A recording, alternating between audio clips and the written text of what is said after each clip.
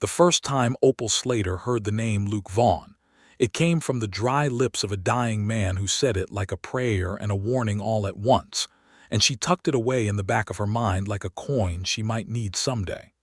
That someday came sooner than she had planned. It was the spring of 1883, and the Texas Panhandle was a country that did not apologize for what it was. The land stretched out in every direction under a sky so enormous, it made a person feel like a speck of dust balanced on the edge of a table, ready to be brushed off by a careless hand. The grass was pale and wind-bent.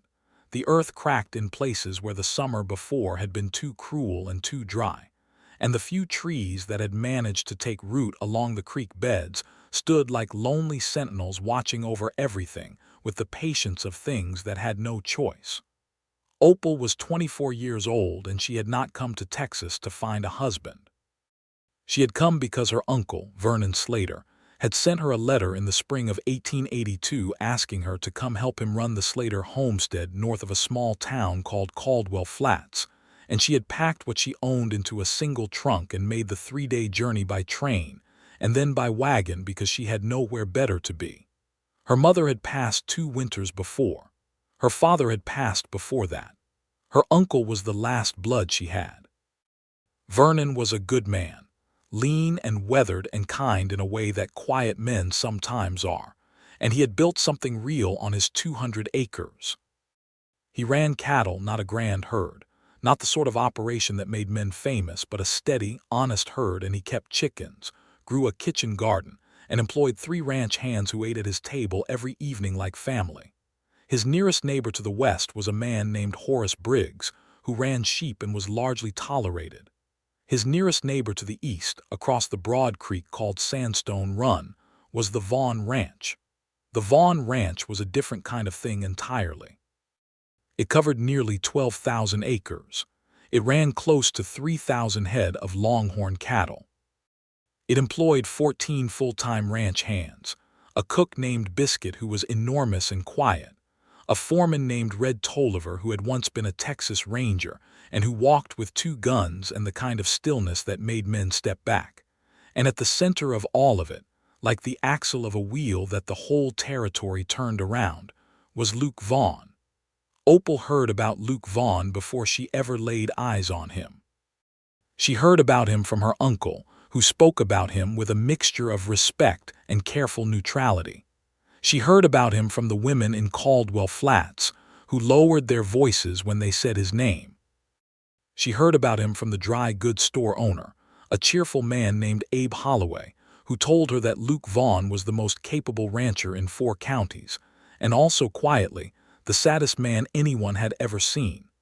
He wasn't always like that, Abe told her one afternoon in March when she had come in for flour and coffee and found herself in a conversation she had not expected. Used to laugh loud enough to shake the windows. Had a wife, Clara, sweetest woman you'd ever hope to meet. She passed 5 years ago, winter of '78, fever, took her inside of a week.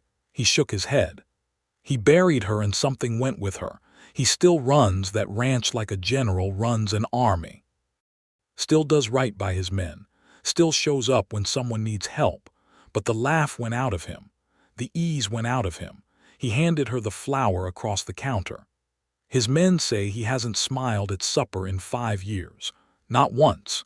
He sits at the head of that table every evening and he's there in body, but something else went to ground the day they put Clara in the earth.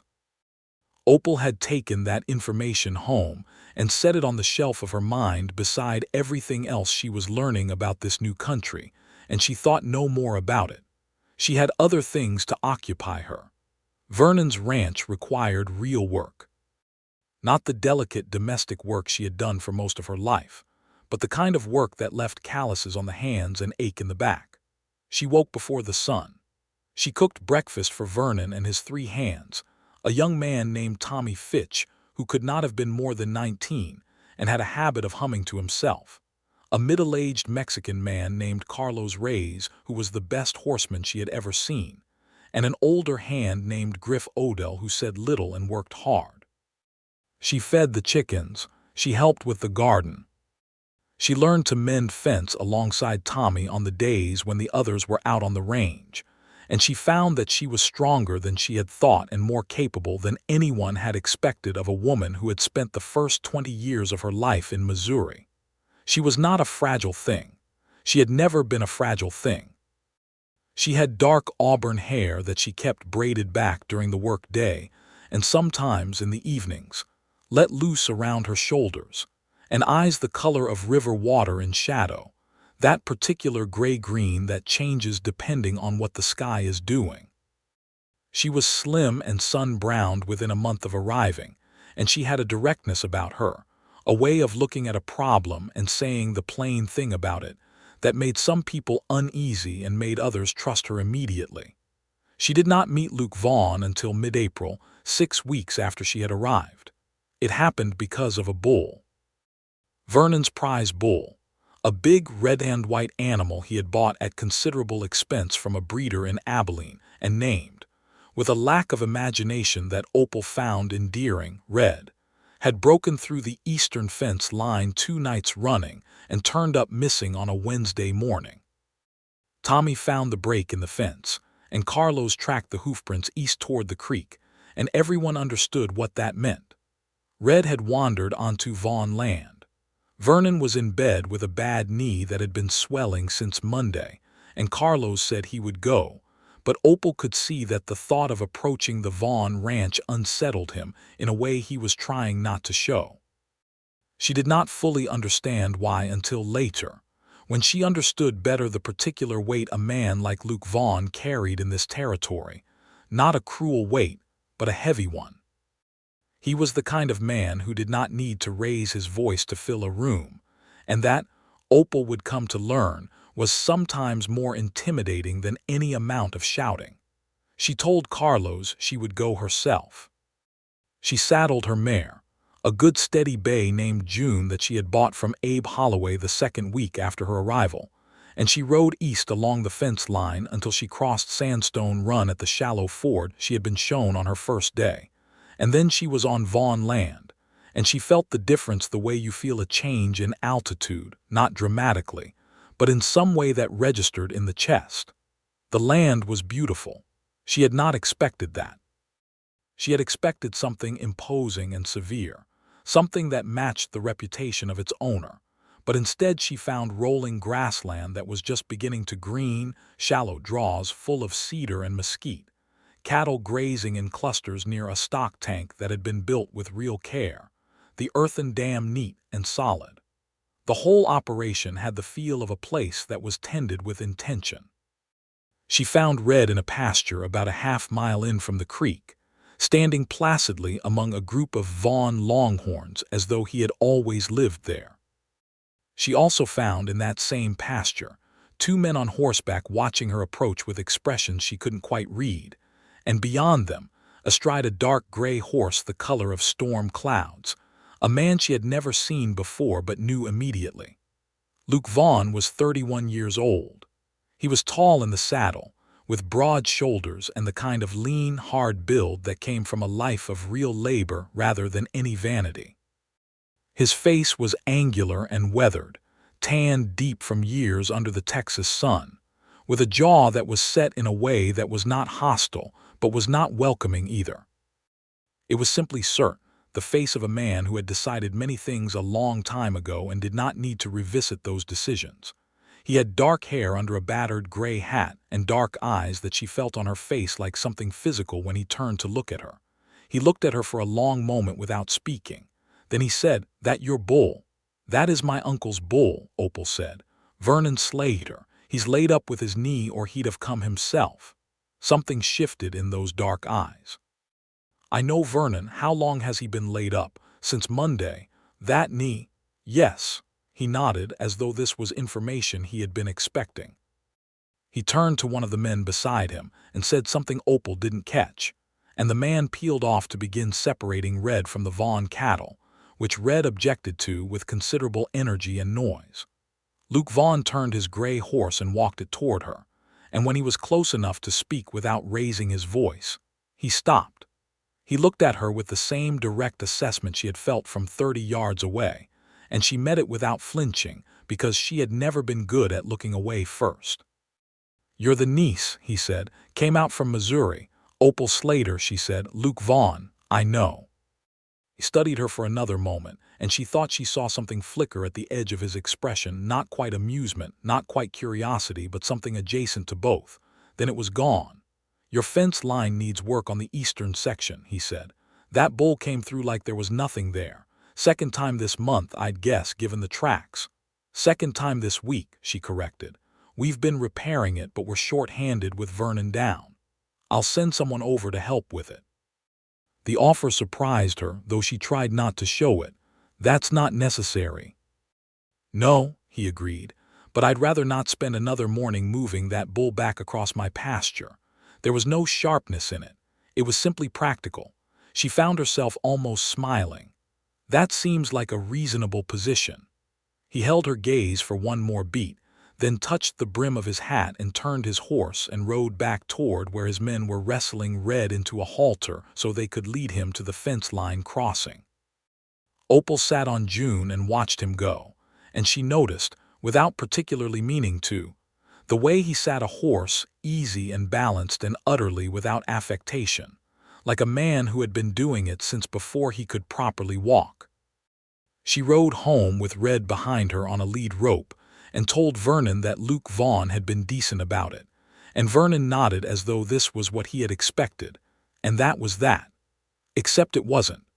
Because 2 days later, a Vaughn ranch hand came over and spent the better part of a day repairing the eastern fence line alongside Tommy and Carlos. And the following Wednesday, Opal was in the kitchen garden when she looked up and saw Luke Vaughn himself riding toward the house, alone, with something draped over his saddle that turned out to be a hindquarter of venison wrapped in cloth.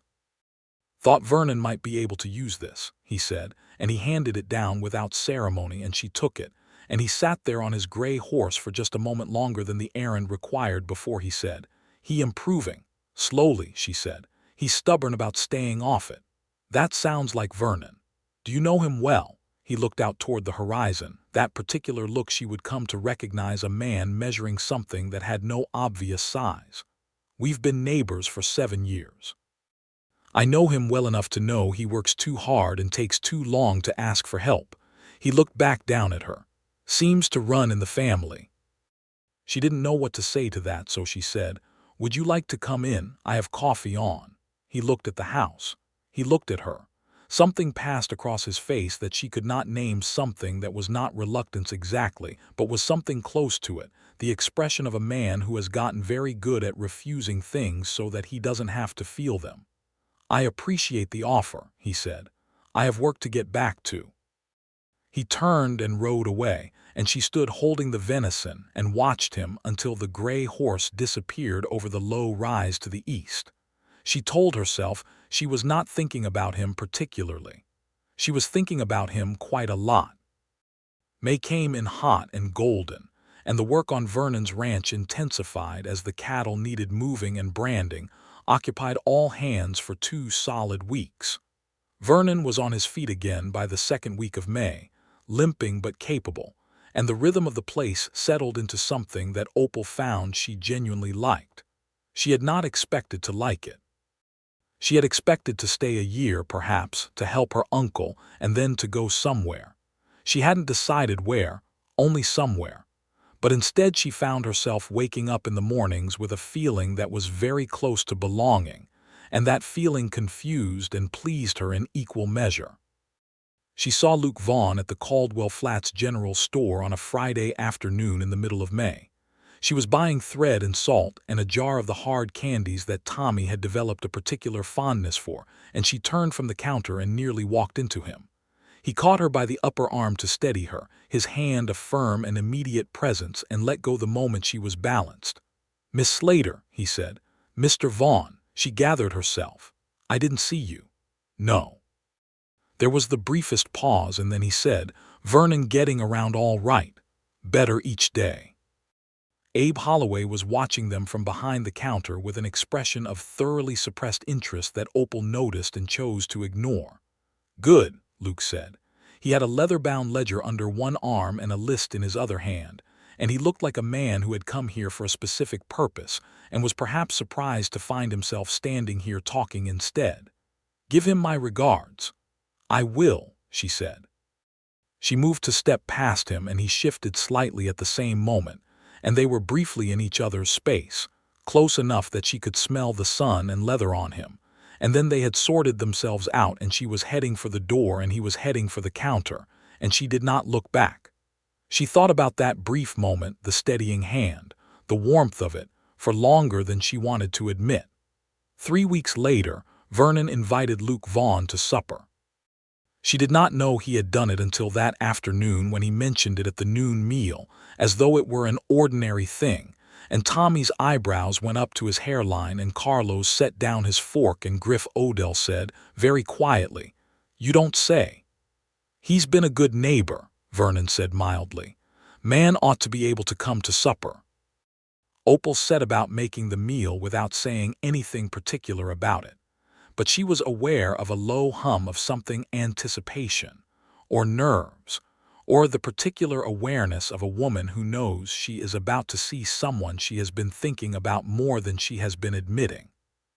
She made beef stew, thick and rich, and cornbread, and a dried apple pie from the stores they had put up last fall before she arrived. She set the table with the good cloth that was usually kept folded in the chest, and when Tommy whistled and said, "Special occasion," she handed him a dish and told him to make himself useful. Luke arrived at 6 o'clock exactly, on that gray horse, cleaned up and wearing a dark coat that fit him well across the shoulders. Red Tolliver, his foreman, came with him, which she had not expected.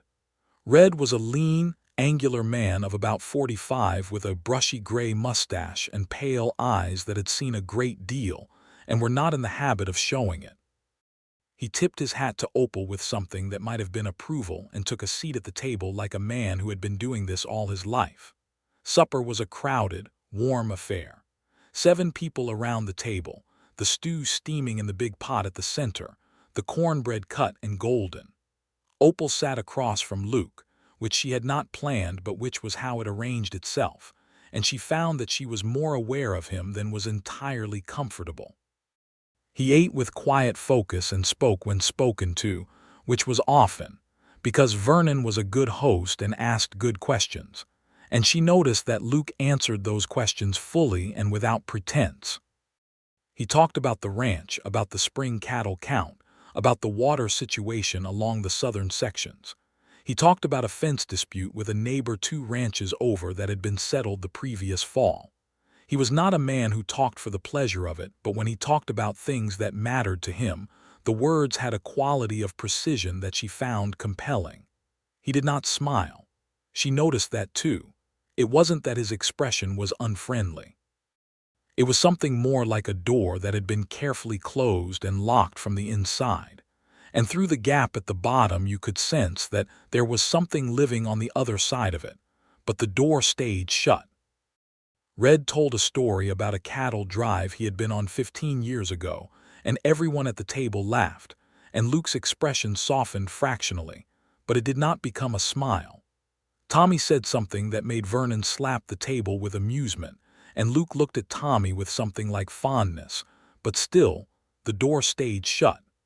Opal found herself watching him in the way she watched things she was trying to understand.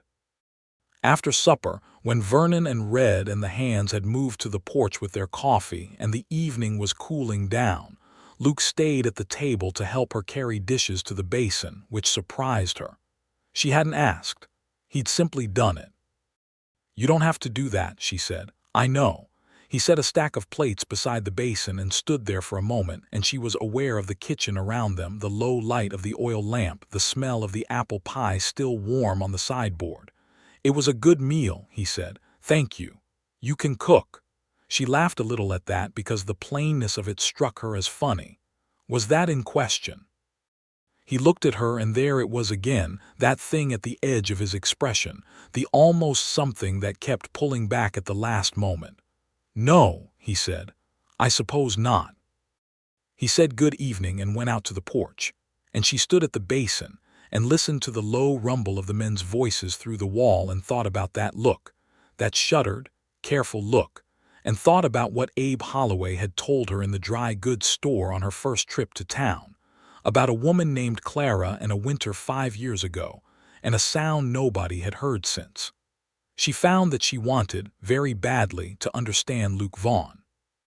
Not to fix him, because she was not that kind of woman, the kind who thought a man was a project, but to understand him because there was something there that seemed to her like something real. June arrived. The territory grew hot and still during the days and wild and brief during the evenings, when thunderstorms came rolling in from the west and split the sky open with lightning that was genuinely beautiful if you could manage not to be frightened of it. Opal was not frightened of it. She had always liked storms. She would stand on the porch of the Slater house and watch the lightning march across the plain and feel something that she could only describe as kinship with it. This enormous, brief, brilliant thing that came and went and left the air smelling like rain and electricity. She saw Luke Vaughn more frequently now, because the proximity of their ranches meant that their paths crossed in the natural way of things. She saw him at the ford crossing when she was bringing cattle in from the eastern pasture, and he was coming from the other direction. She saw him in town on 2 separate Fridays. She saw him once at the small Caldwell Flats church, which surprised her, because he didn't seem to her like a man who sought comfort in formal settings, but he was there, standing in the back, and he nodded to her when she came in. She began to learn him the way you learn a country, not from a map but from walking it yourself. She learned that he was scrupulously honest, with a quality of directness that was sometimes startling but was never unkind. She learned that he was generous in quiet ways. A load of lumber sent to the family whose house had burned in the west end of Caldwell Flats arrived from the Vaughn ranch without fanfare or attribution, and everyone knew where it had come from. She learned that his men were loyal to him in the way that men are loyal only to someone who has never given them cause to be otherwise. That Red Tolliver, who had ridden with some hard men in his ranger days, spoke about Luke with a respect that bordered on reverence. She learned that he visited Clara's grave every Sunday, a simple stone on a low hill east of the main house, visible from the barn. She learned slowly that the closed door she felt when she was with him was not because he was cold, but because he was, in some way she couldn't fully articulate, still standing at the grave on that hill, still holding the hand of a woman who was no longer there to hold it. She did not know what to do with any of this. She was not the kind of woman who waited for things to happen to her. She had come to Texas on her own initiative. She had built a life here from the ground up, from nothing, because the alternative was to drift, and she had never been a drifter. But this particular thing, this particular pull that she felt when she was in Luke Vaughn's presence, was something she couldn't simply act on because it was not hers to act on. A man's grief was his own. She did what she always did with things she couldn't control directly. She paid attention. She showed up. She was present and honest and capable, and she let that be enough. In the 3rd week of June, a situation arose that changed the pace of things. A man named Cutter Briggs, not Horace Briggs the sheep farmer, but his brother, who was something entirely different and less law-abiding, rode through the Caldwell Flats area with a small outfit of men who were not exactly a gang but were not ranch hands either, men who occupied the ambiguous space between frontier roughnecks and genuine trouble. Cutter Briggs had been working the territory for 2 years, running cattle that were questionable in their origins, moving through quickly enough that proving anything was difficult. He rode onto Vernon's land on a Tuesday and cut through the southwestern pasture, scattering the cattle there, and when Vernon went out to speak with him, Cutter Briggs was polite in the way that truly dangerous men are polite when they are making a point about access, about the shape of the territory, about the fact that a man with fewer riders is at the mercy of a man with more. It was not a physical confrontation. It was worse than that. It was a demonstration. Vernon came in and sat down at the kitchen table that evening looking older than he had that morning, and Opal sat across from him and listened while he talked it through. "He won't push it past a certain point," Vernon said. "Not with Vaughn right next door. Vaughn's operation is too big to step on." "Then we need to tell Vaughn what happened," Opal said. Vernon hesitated.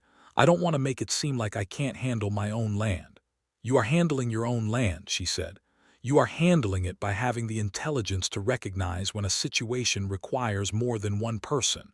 She looked at him steadily. "I'll ride over in the morning." She rode to the Vaughn ranch for the first time the next morning. She had seen it from a distance but never approached it directly.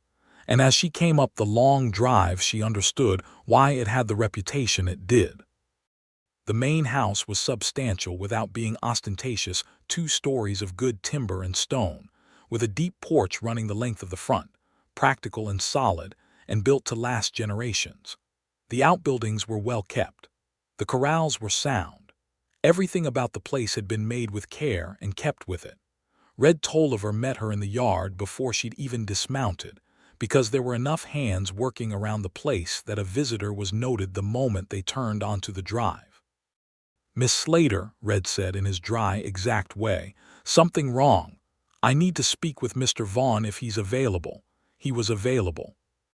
He came out of the barn, wiping his hands on a cloth, and he looked at her face, and she watched him read something there, because he said immediately, "Come inside," which was not a question. She told him about Cutter Briggs, plainly and completely, without dramatizing it or minimizing it. He listened without interrupting.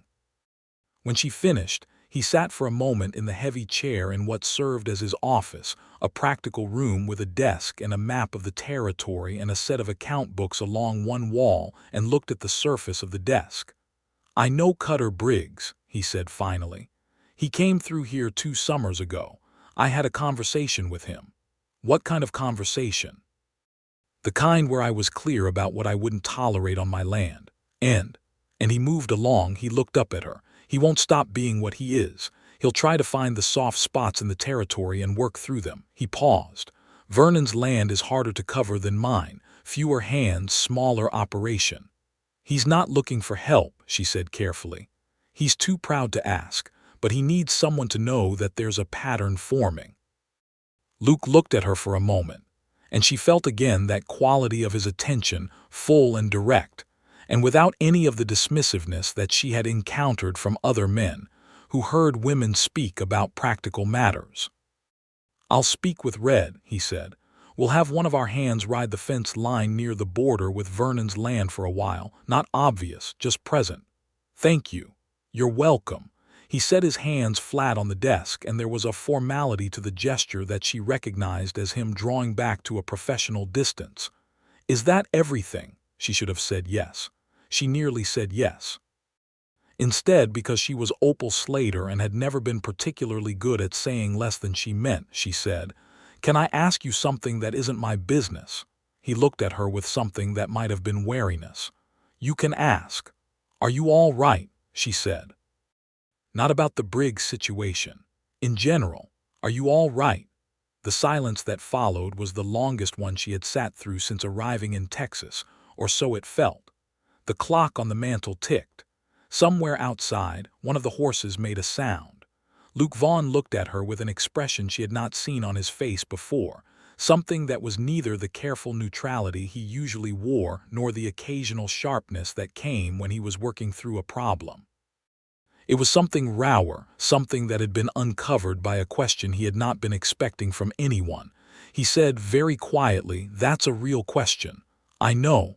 I don't get asked that much. I know that too." He breathed in and out and looked away, toward the window and the long line of the Panhandle visible through it. "I manage," he said finally. "I do my work, I look after what's mine." "That's not quite the same thing," she said gently. He looked back at her, and for just a moment the door opened a crack. She felt it more than saw it. Then he said, "No, I suppose it isn't." He stood up. "Thank you for coming to tell me about Briggs." She took that as her exit, and she went. And she rode home slowly, and she thought about that brief crack in the door, that single honest syllable of acknowledgement, and she thought it was the bravest thing she had seen a person do in a long time. The summer deepened. Cutter Briggs made 2 more appearances near Vernon's southern fence and then, finding 2 Vaughn ranch hands on the other side of the wire with a thoroughness and regularity that made it clear they were not there by accident, he moved his operation further west. He did not come back. The relief on Vernon's face was quiet but real. Opal and Luke Vaughn were not courting. She was clear on that, even as she found that the frequency of their encounters was increasing in a way that seemed natural and did not feel accidental. He stopped by Vernon's on 3 separate occasions in July with reasons that were real but perhaps not urgent. A question about water rights along the creek, a piece of information about the cattle market in Amarillo that he thought Vernon would want, a warning about a section of the county road that had washed out. He stayed longer each time. He began accepting the coffee she offered. He sat at the kitchen table in the evening sometimes when Vernon was there, and the 3 of them would talk about the land and the weather and the various threads of a life lived in the Panhandle. And Opal noticed that when Luke was in that kitchen he was looser than he was anywhere else. The careful posture relaxed slightly, the voice less guarded. He had not yet smiled. She had been watching, and the door had opened incrementally, by degrees so small you could almost doubt them, but the smile had not come. She did not push it. That was not who she was. What she did was be herself, completely and without performance, and she found that this was perhaps the most useful thing she could do. She was funny sometimes, in a dry way that surprised people, and she was serious when seriousness was called for. And she said what she thought with a precision that occasionally made Vernon raise his eyebrows, but that never failed to be honest. And she suspected that this honesty was part of what brought Luke Vaughn back to that kitchen table. In the last week of July, a situation arose with the cattle that brought all hands from both ranches to the same location for the better part of a day. And that proximity, sweating and working and solving problems together in the full heat of a Texas summer, created the kind of fellowship that formal occasions cannot manufacture. 14 head of Vaughn cattle and 6 of Vernon's had gotten themselves into a tight canyon draw along Sandstone Run after a brief stampede caused by lightning the night before, and getting them out required everyone's best effort. Opal went because Vernon went, and there were not enough hands without her, and she spent 4 hours working cattle in a draw that smelled like wet earth and animal and sweat. And by the time they had all 14 of the Vaughn steers and all 6 of Vernon's out of that canyon and back on level ground, she was covered in dust from her hat to her boot heels, and so was everyone else, and there was a particular animal satisfaction in all of them that comes from doing a hard physical thing with a group of people who know what they're doing. Luke was at the mouth of the canyon when they finally got the last steer out, and Opal came out last, pushing the animal from behind, and when she straightened up and pushed her hat back and looked around at what they'd accomplished, she caught him looking at her with an expression that was unguarded in a way she had not seen before. He looked away first. She was still thinking about that look when she got home that evening and sat on the porch in the last of the light, tired and satisfied in her bones. August. The heat was formidable and unrelenting in August, and the work slowed slightly, the way it must when the temperature will not allow a full day's push. In this slower rhythm, there was more time for the small things, the conversations that happened not because anyone had arranged them, but because 2 people kept finding themselves in the same places. Opal was at the creek on a Saturday afternoon, sitting on a flat rock with her boots off and her feet in the water, reading from a book she had borrowed from the shelf in Vernon's sitting room, a collection of essays she had read before but returned to for the pleasure of it, when she heard a horse and looked up and saw Luke Vaughn coming along the far bank. He saw her and stopped. He could have ridden on. The creek was wide enough at this point that they were separated by 20 feet of water, and it would have been entirely natural to simply lift a hand and continue.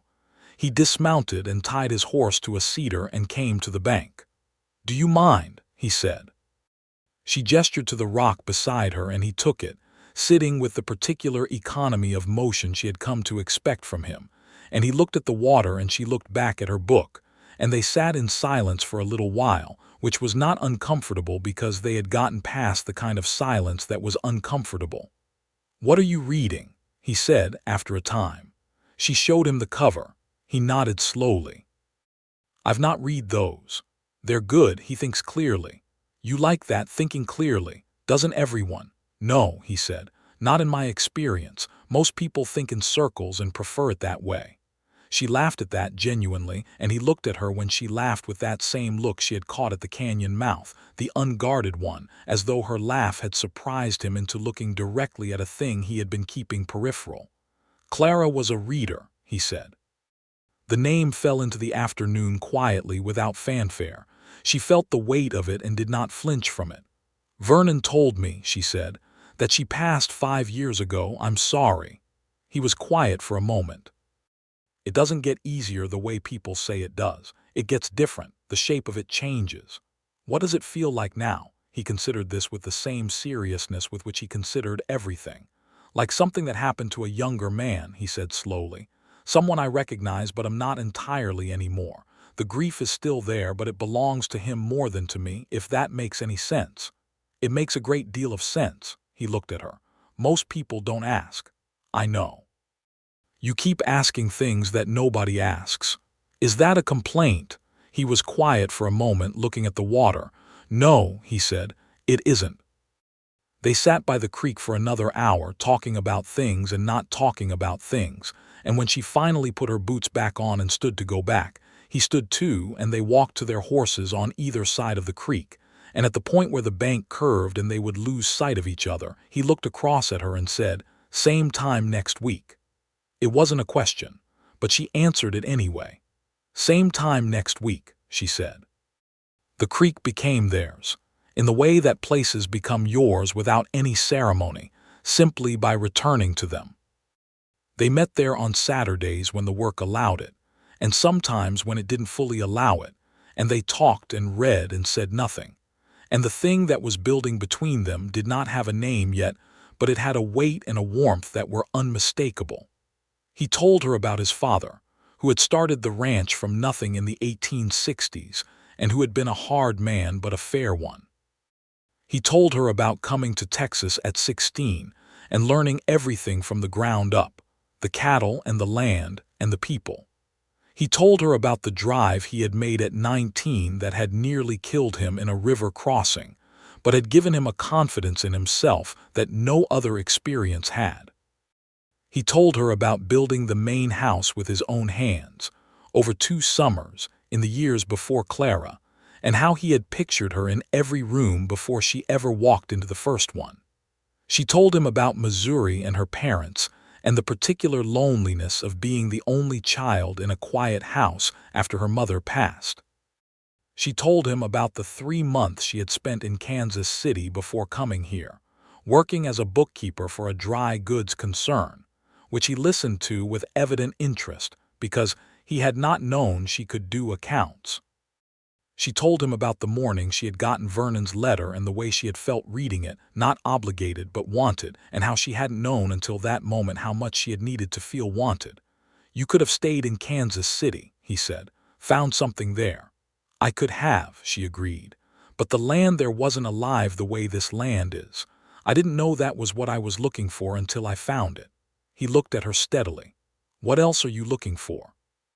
The question surprised her because he was not usually the one who asked the forward questions. She looked at the water, giving herself a moment. "The same things everyone looks for," she said. "Something real, something that lasts." She paused. "Someone worth knowing." He was very still beside her. "And have you found them?" he said in a voice that was quieter than his usual voice. She looked at him and he looked at her, and the late afternoon light was in the cottonwoods overhead and the creek made its slow sound over the stones, and she said, "I'm starting to think so." Nothing dramatic happened in that moment. They did not kiss. He did not take her hand.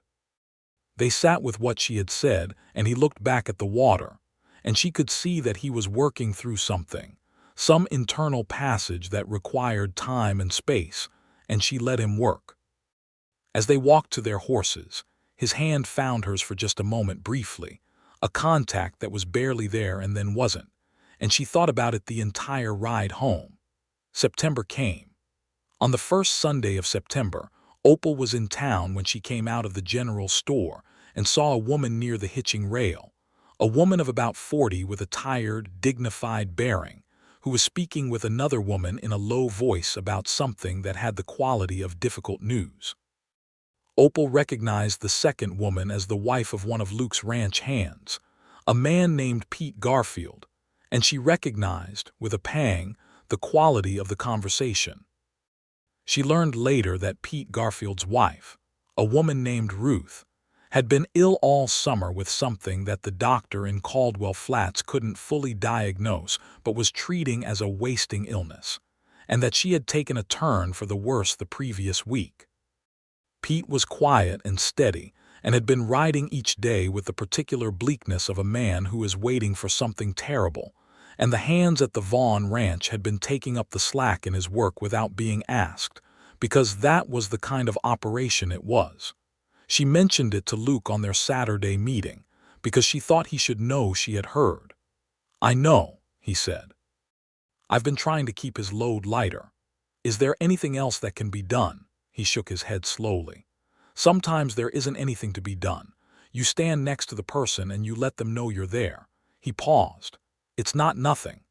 She looked at him and understood that he was also talking about 5 years ago, about the hands who had stood near him in the winter of 1878 and who had not known what to say but had stayed. She understood that this generosity with Pete Garfield was partly a payment forward from that time. "You're a good man, Luke Vaughn," she said. He glanced at her as though she'd said something unexpected.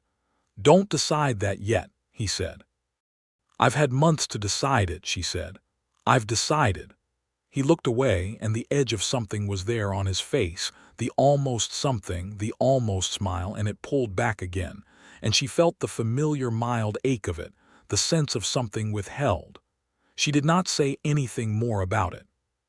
But in the days that followed, she found herself thinking about those suppers at the Vaughn ranch that she had never attended, about what Abe Holloway had said. "He hasn't smiled at supper in 5 years. Not once." And she thought about the men who sat at that table every evening with him, Red Tolliver and Tommy's counterparts and all the others, and what it must be like to sit every evening with a man who was present and decent and capable, and from whom a particular light had gone out and would not return. She thought about it, and she filed it away, and she went on with her days. In the 3rd week of September, Vernon Slater invited Luke Vaughn to supper again, and this time he invited Red Tolliver and several of the other hands as well. It was to be a larger gathering, a thank you for the help during the Cutter Briggs situation and the cattle recovery from the canyon draw, the kind of generous, straightforward hospitality that Vernon was good at. Opal cooked for 2 days. She made a roast, and beans, and 2 kinds of bread, and a cobbler from the peaches that Abe Holloway had gotten in from a supply wagon, and she set the long table in the dining room that had to be extended with the extra leaves, and she put wildflowers in a jar at the center because they were still blooming in the draws along the creek, and she liked them. 9 men came, Luke and Red, 5 Vaughn ranch hands including a quiet man named Daniel who played the fiddle on evenings he wasn't too tired, and 2 of Vernon's men who were not Tommy or Carlos, but the 2 newer hands who had come on for the summer. The table was full and loud in the way that a table full of working men is loud, the easy boisterous noise of people who have spent their days in the outdoors and are ready to be warm and fed and at rest. Opal served and sat at the far end of the table from Vernon, who was at the head, and Luke was to her right, which put them in easy speaking range without requiring any deliberate conversation, and the evening went warmly. Red told 2 more stories, one of which was genuinely extraordinary and which Opal made him repeat because she didn't believe the first telling. Daniel talked about a cattle drive through the Indian Territory 2 years before and what he had seen there, and the table went quiet for that in the respectful way, acknowledging the weight of those territories and what they meant in 1883, the land questions and the treaty questions, and the particular tragedy of a history that was still being written badly. Luke said something quiet on that subject, about obligations and what they meant when a whole nation decided to discard them, and his voice had an edge of something that was not performative but was real, and it went into the conversation and sat there. Opal watched him across the table, and she watched the men around him, and she saw how they looked at him, not with fear, not with simple deference, but with the particular regard of people who have been treated well by someone for a long time and have come to believe that this is what they deserve, which is the best thing a leader can do for the people under him. The cobbler came out. The conversation shifted. Tommy, who had joined them as well, said something that made Vernon laugh hard.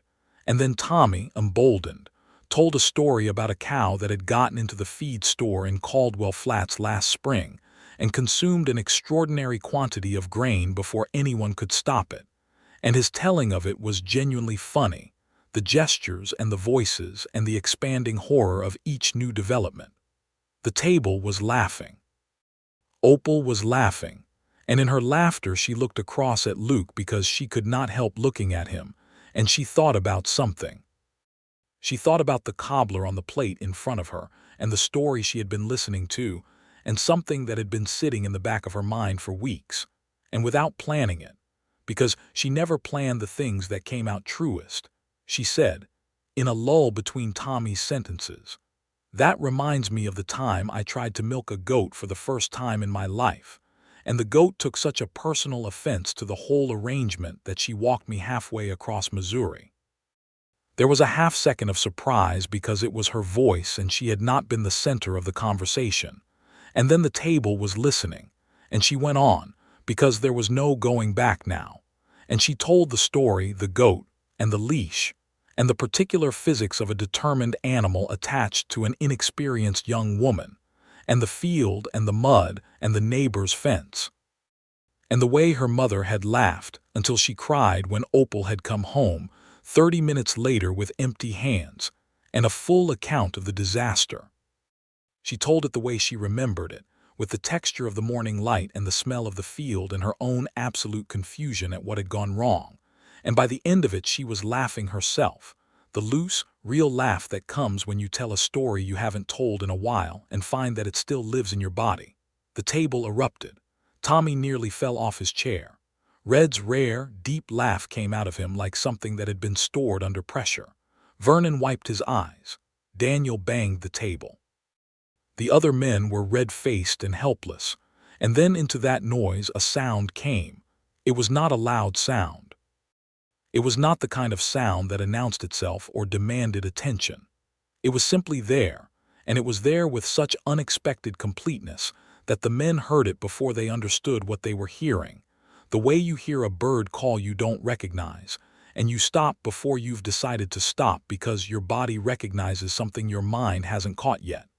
It was Luke Vaughn laughing. Not a polite sound, not the careful near expression she had seen from him before. A real laugh, warm and full and genuine, bright in his face, with lines appearing at the corners of his eyes that she had never seen before. The table went quiet. Not dramatically, not all at once, but in the way that a wave settles when the wind drops. The laughter around him tapered because something else had happened, and each man found himself looking at Luke Vaughn with an expression that was trying very hard not to be what it was, which was surprise, and something close to relief. Red Tolliver's face did a complicated thing that Opal could not fully read but which she felt was significant. Luke looked around the table and saw them looking at him, and something moved through his expression: recognition, a fractional self-consciousness, and for just a moment the open look closed slightly, but only slightly.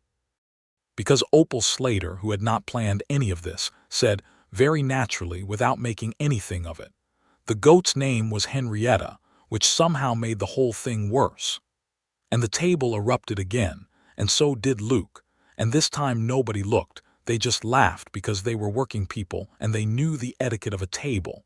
And the etiquette of a table was that when something good happened you let it happen without making a ceremony of it.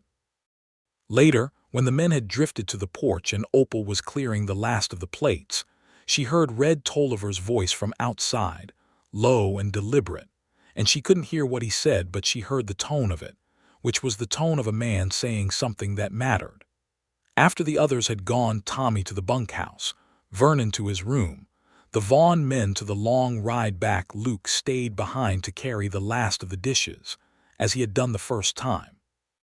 They stood in the kitchen in the lamplight, and she was rinsing the plates and he was stacking them, and the house was quiet, and then he said, "I haven't done that in a while." She didn't pretend not to know what he meant. "I know," she said. He was quiet for a moment. "The men will talk about it." "I imagine they will," she agreed. "Is that a problem?" "No," he said after a beat. "I don't think it is." She finished the last plate and dried her hands and turned to look at him, and he was looking at her with an expression that was fully open now in a way she had not seen before, nothing shuddered or withheld, and she felt the weight of it in her chest like something settling into place. "Opal," he said. It was the first time he had used her first name. She had noticed that he always said Miss Slater, formal and correct, even when they were sitting barefoot on the creek bank talking about things that mattered.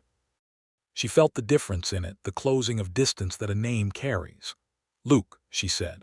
He crossed the small kitchen and he stood close to her, closer than he had been except for that first accidental moment in Abe Holloway's store, and he looked at her very seriously, the way he looked at things he was deciding about. "I don't want to be the man who can't laugh anymore," he said. "I haven't been sure until recently whether that man was who I had become permanently, whether the other one was gone."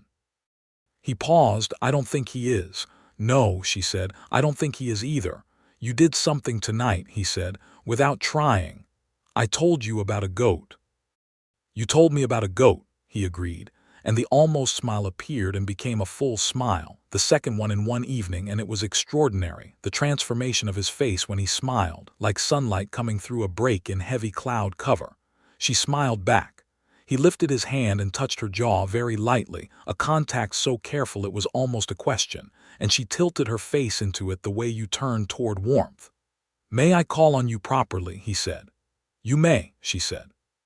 He walked home under a sky full of stars, and she stood on the porch and watched until she couldn't see him anymore, and she held the evening in both hands. October arrived on a wind from the north that carried the first real chill of autumn, and with it a change in everything. The light changed, becoming lower and golden and long, and the grass went from green to pale gold, and the territory had the particular beauty of a country accepting its season. Luke Vaughn called on Opal Slater 3 times in the first week of October. He came properly, with a knock at the door and a civil word with Vernon, and they took walks along the creek in the long evenings and talked about the things you talk about when you are two people who have been honest with each other for months, and can now acknowledge what all that honesty has been building. He brought her a book from his shelves, a travel narrative about the Pacific coast that he had read twice. She gave him back a copy of the essays she had been reading at the creek that first Saturday, the one that had started everything. He held her hand on the walk back from the creek on the second Thursday of October, their fingers interlaced, easy and warm, and it felt like something that had always been true. She met his ranch in a new way, not just passing through it as a neighbor on an errand, but walking through it as someone who was wanted there. He showed her the main house properly, the rooms he had built for Clara and had kept because he didn't know how to unmake something he'd made with care, the kitchen that was enormous and good, the sitting room with the books along the east wall. She stood in that sitting room and looked at the shelves and said, "These are good. You've read all of them." "Most," he said. "Some twice. Some I've been meaning to and haven't gotten to yet. Can I borrow this one?" She pulled a volume from the shelf, a history of the Southwest Territories that she had been wanting to find. "You can have it," he said. She shook her head. "Lend it. I'll bring it back." He understood, she thought, that she meant something slightly more than the book by that. November. He asked her to marry him on a Saturday afternoon at the creek, the last Saturday of November, when the air was cold enough to see their breath, and the cottonwoods were bare, and the water ran silver under a pale sky. He did not get down on one knee, because he was not that kind of man and she would not have wanted him to be. He simply turned to her while they were walking back along the bank and said, "I would like to spend the rest of my life doing this. Being near you, working alongside you, making something together.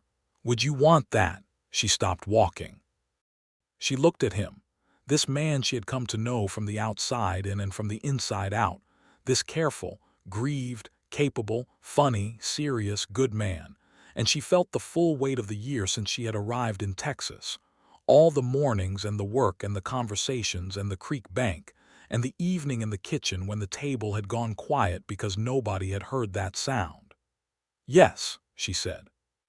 He reached out and took her hand, and they stood there in the cold air beside the creek that ran between their lands, and he pulled her toward him and she went, and he held her close with an ease that felt as though he had always known how to do it, as though this was a thing his arms remembered even when the rest of him had forgotten. "Clara would have liked you," he said quietly against her hair. "She liked people who said the plain thing."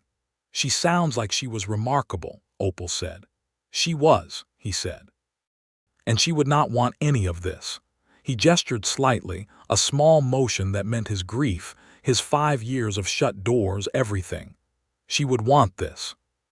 The gesture changed, encompassing the two of them, the creek, the future. Opal understood, and she loved him for saying it. They married in January of 1884. The ceremony was at the Caldwell Flats Church, small and cold outside and warm inside from the stove that Abe Holloway had stoked so high the windows wept with condensation. Vernon gave her away with the quiet dignity of a man who is doing the proudest thing he can think of. Red Tolliver stood up for Luke, which seemed correct to everyone present.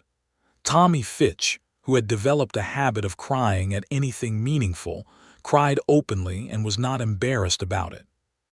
Opal wore a dress she had made from the blue wool she'd bought from a supply wagon that had come through in November, with pearl buttons that she'd ordered through Abe, and which had arrived the previous week just in time, and she put her hair up with the pin her mother had left her. Luke wore his good dark coat, freshly pressed, and he looked at her when she came down the aisle of that small church with an expression that she knew she would remember for the rest of her life. A look of such complete and uncomplicated joy that it struck the breath from her for a moment. He smiled when he saw her. There were people present who had heard about what had happened at the supper table in September, and they were watching him and smiling at one another because they had all been waiting for this, even the ones who hadn't known they were waiting. She came to stand before him and he took her hands, and they made their promises in the cold, warm church in January 1884, and they meant every word. She moved into the Vaughn ranch house the week after the wedding, and Vernon said he was fine on his own and meant it, and Carlos and Griff and the others had become competent and solid enough that the operation ran well without her daily presence, and she could ride over 2 or 3 times a week, which she did. The ranch house became hers in the way that spaces do when someone who belongs there takes possession of them, not by changing everything, but by adding herself to it. She reorganized the kitchen in a way that made Biscuit, the ranch cook, initially skeptical and then increasingly enthusiastic. She put her books on the shelves beside Luke's.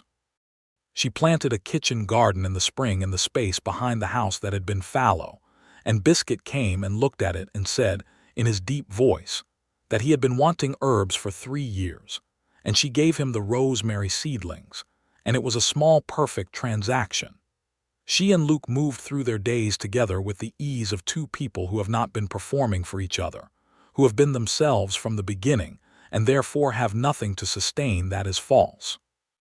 He worked the ranch and she worked alongside him, doing the accounts, which he had always done himself and which he released to her with visible relief, and riding out on the range in the mornings, and managing the household with a capable directness that his men responded to immediately. They ate supper every evening at the long table with the hands, the full crew, because that was how the Vaughn ranch worked. The men ate with their boss, had always eaten with their boss, and Opal took her place at the other end of the table from Luke with a naturalness that seemed to have always been the case. The suppers changed. Not dramatically, not overnight, but in the way that temperature changes with the seasons.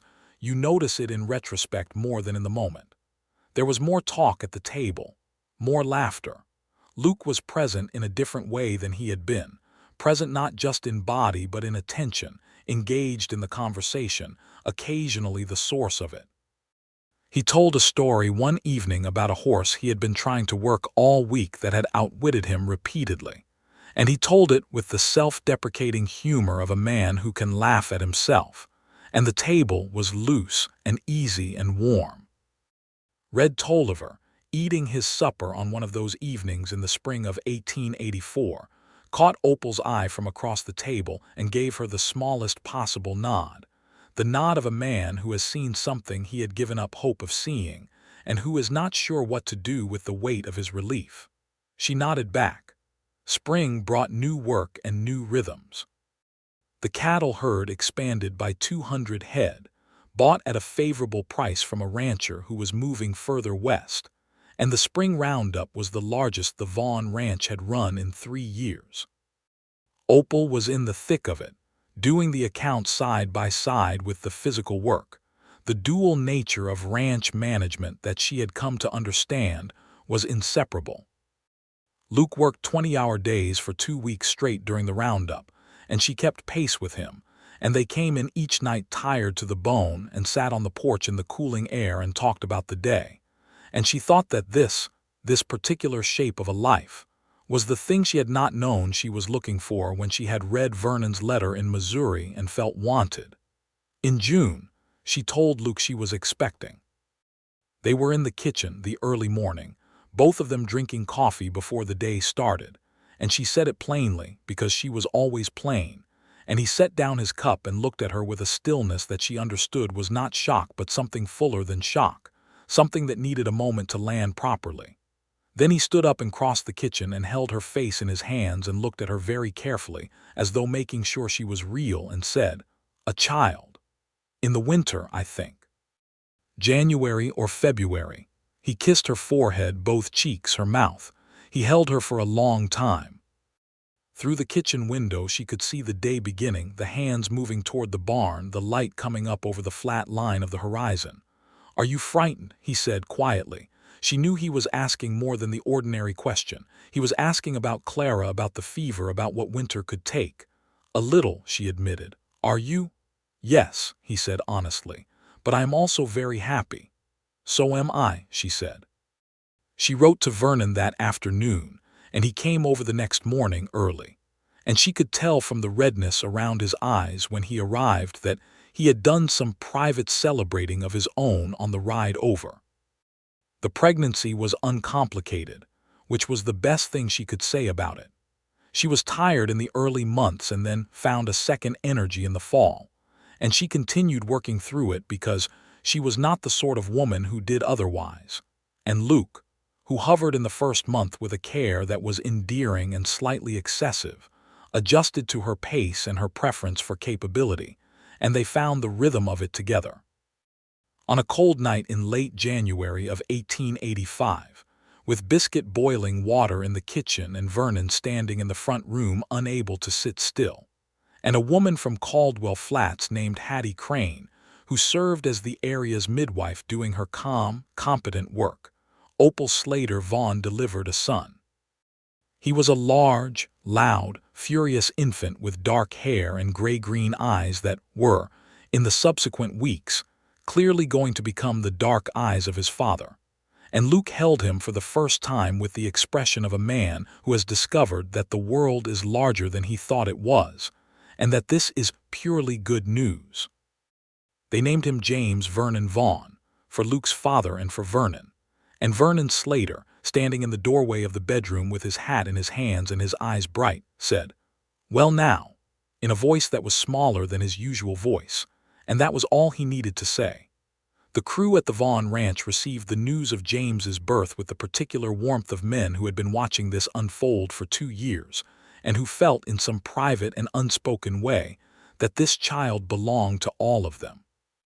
Red Tolliver brought a carved wooden horse that he had made himself in the evenings, a beautiful piece of work, smooth and detailed, that Luke held up and said with perfect sincerity that he had not known Red could carve.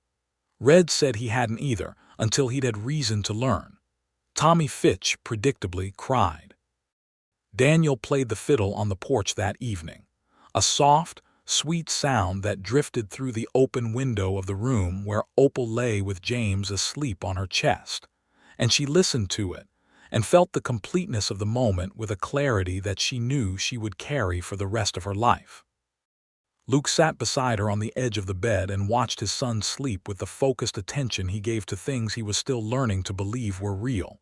"Are you all right?" she said. He looked up at her. "More than all right," he said. I keep thinking this is what it was supposed to be. This shape. I couldn't see the shape when I was lost in the other thing, but this is it." "It's a good shape," she agreed. He took her hand.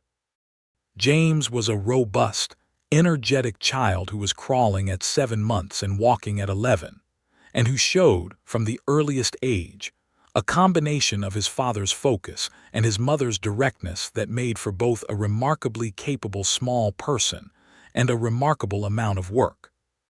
He was also, from the beginning, the absolute joy of the Vaughn ranch, passed from hand to hand among the crew with the communal pride of a settlement that has raised this child together, watched over and spoiled in small ways by everyone from Red Tolliver, who let him sit on his horse before he could properly grip the saddle, to Biscuit, who gave him biscuit ends to chew before he had enough teeth for it.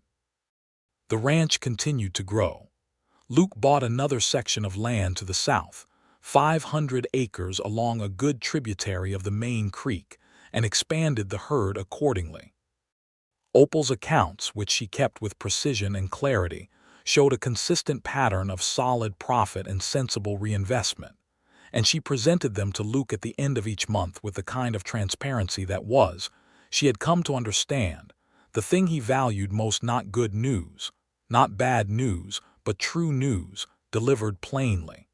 Vernon's health stayed good through the middle years of the decade. He came to supper twice a week and held James on his knee, and was more volubly happy than Opal had ever seen him. Carlos Reyes bought a small property a mile east of the Slater homestead and began his own modest ranching operation, and Vernon helped him get it started with the quiet generosity that was his most consistent quality, and Opal thought that this too was something good that had come from all of this, the way that one thing being right made the surrounding things more likely to be right. In the summer of 1887, when James was 2.5 and beginning to have opinions about everything, Opal told Luke she was expecting again. He smiled. She did not note this internally with the particular weight she once had, because he smiled regularly now at the table in the mornings at the small absurdities of their days, but this smile was different, and she recognized the difference, the particular shade of it that belonged to the two of them and to this. "Another January baby," he said. "More likely March," she said. "Good," he said. "Easier weather." In March of 1888, a daughter arrived. She was smaller than James had been, with Opal's auburn hair and Luke's dark eyes, and she was from the first hour of her life a person of strong and evident preferences. They named her Clara. Luke held his daughter for the first time and did not say anything for a long time, and Opal watched him and did not say anything either, because this did not require words. Clara Vaughn had the name she had because both of them had decided it was the right thing, a way of honoring what had come before, of acknowledging that the past was part of this present and not opposed to it. After a little while, Luke looked up. "She looks like you," he said. "She has your eyes." "Then she's got the best of both of us," he said, and the ease of it, the warmth of it, was so different from the man who had arrived at Vernon's first supper with a closed face and a locked door that Opal felt the distance of the 5 years before him as an actual thing, a landscape she could now see clearly because she was standing on the other side of it. The years accumulated with the texture of real things, not perfectly smooth, because no life is, but sound, the way a well-built fence is sound, not because nothing ever damages it, but because it is made of good material and minded carefully. There was a drought in 1889 that tested everyone in the Panhandle, the worst since the mid-1880s, and the Vaughn Ranch weathered it by the combination of Luke's careful range management, the water infrastructure he had been building for a decade, and Opal's financial prudence, which had built up reserves precisely for this kind of year. Neighboring ranches suffered more, and the Vaughn operation, without fanfare, helped where it could shared water access at the tanks, bought cattle from operations that needed to liquidate, employed 2 men from a failed ranch to the north who had families and needed work.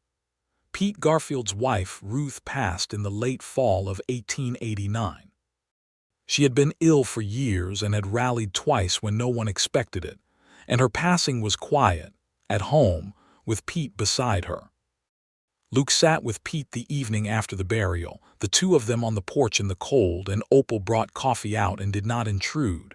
But her presence was there, in the lamplight through the window in the house that was warm and lit behind them, and Pete Garfield, who was a quiet man and not given to statements of any kind, said to Luke, before he went back to the bunkhouse that night, "You got a good one." Luke said, "I know it." James Vaughn started school at the small schoolhouse in Caldwell Flats in the fall of 1890, aged 5, and distinguished himself immediately by both the breadth of what he already knew and the directness with which he shared his opinions about everything, including the schoolteacher's methods, which he expressed so precisely that the teacher wrote Opal a letter, half exasperated and half amused, describing a child who was simultaneously the most gratifying and most challenging student she had ever taught. Opal read the letter to Luke at the supper table. The table erupted. So did Luke. So did James, who was present and did not fully understand why everyone was laughing but was delighted by it. And Clara, aged 2, banged her cup on the table in happy solidarity. Red Tolliver, who was 60 now and had been slowing for 2 years, and who was transitioning his foreman duties to a younger man named Sam Howell, laughed until his face was red, and he looked at Opal across the table with the expression she knew well from him now.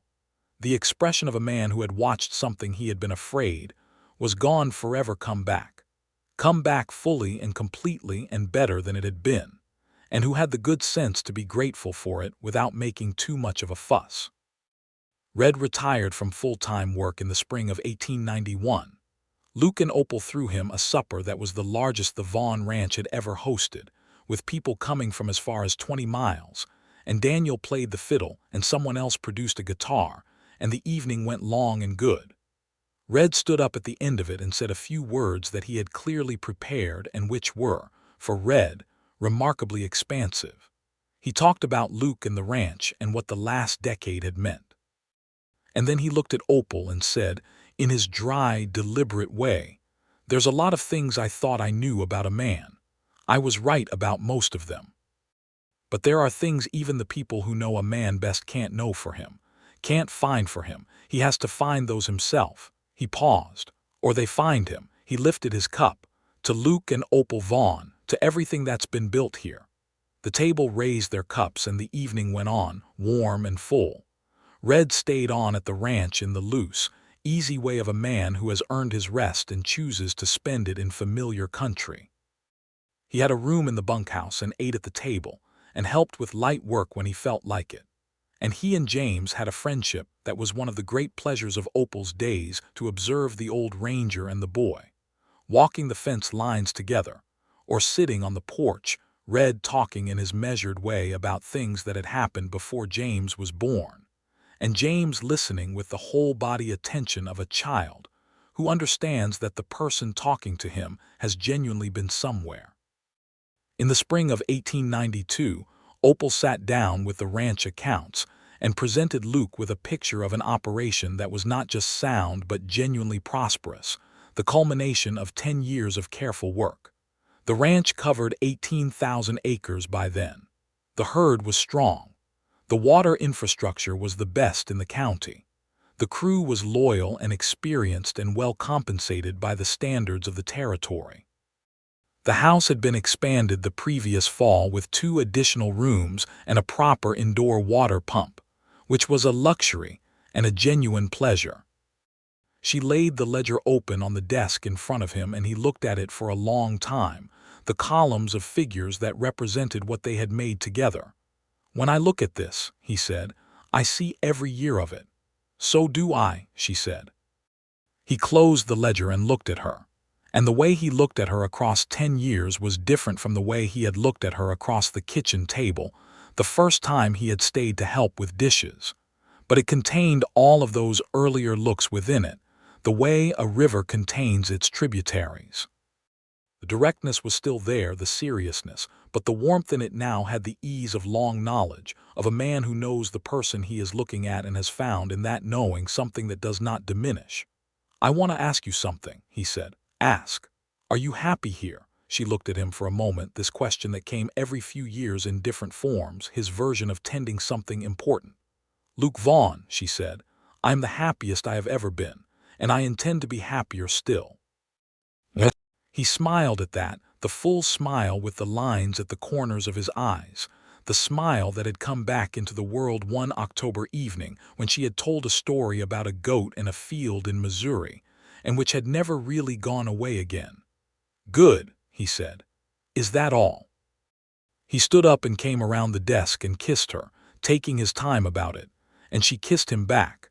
And through the window of the office the Panhandle stretched out in the spring light, enormous and beautiful and alive, the grass coming green across the range and the sky running all the way to the edge of the world.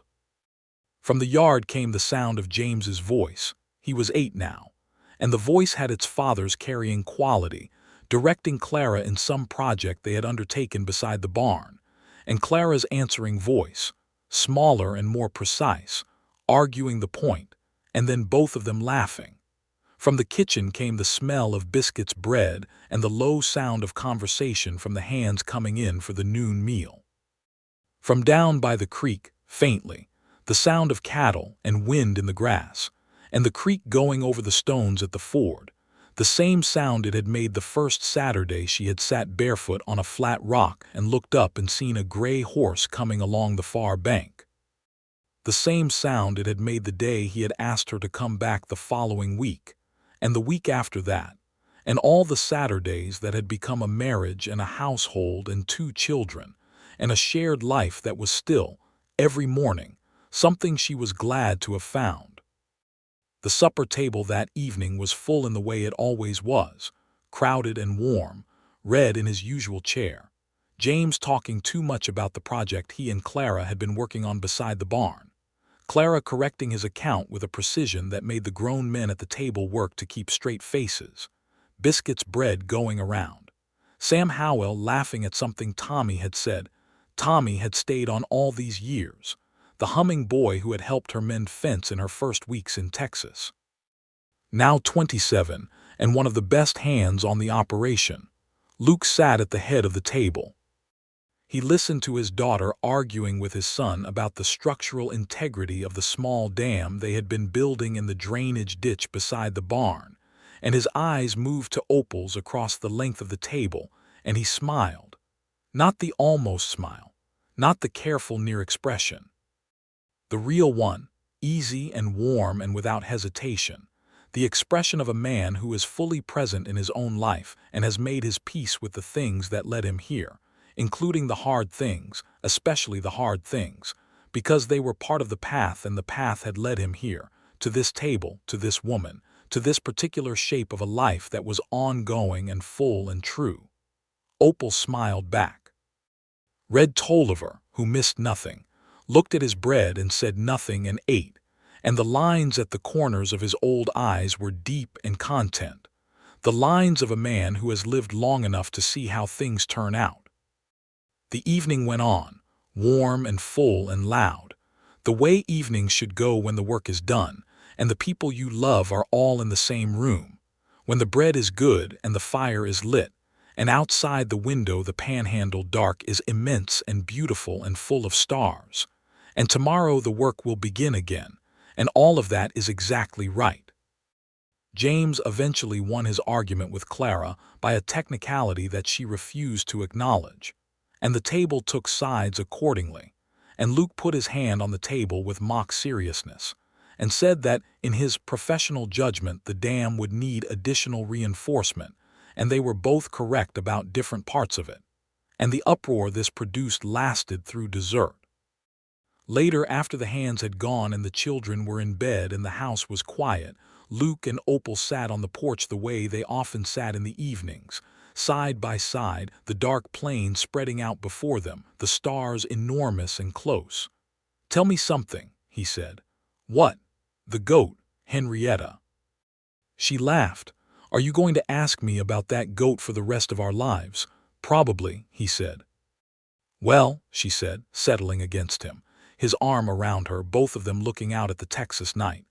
"We were introduced by the neighbor who kept her, a woman named Mrs. Purvis, who I had always found rather stern, and she handed me the lead rope like she was handing me a reasonable thing, and Henrietta looked at me with the eyes of an animal who had already made a decision, and I should have taken that as a warning, but I was 19 and optimistic, and so—" He was laughing already, quietly, before she'd gotten to the part that was funny, and she leaned into that laugh, the warm, familiar sound of it, and she went on with the story, and the night was good, and the land stretched out around them, and they were home.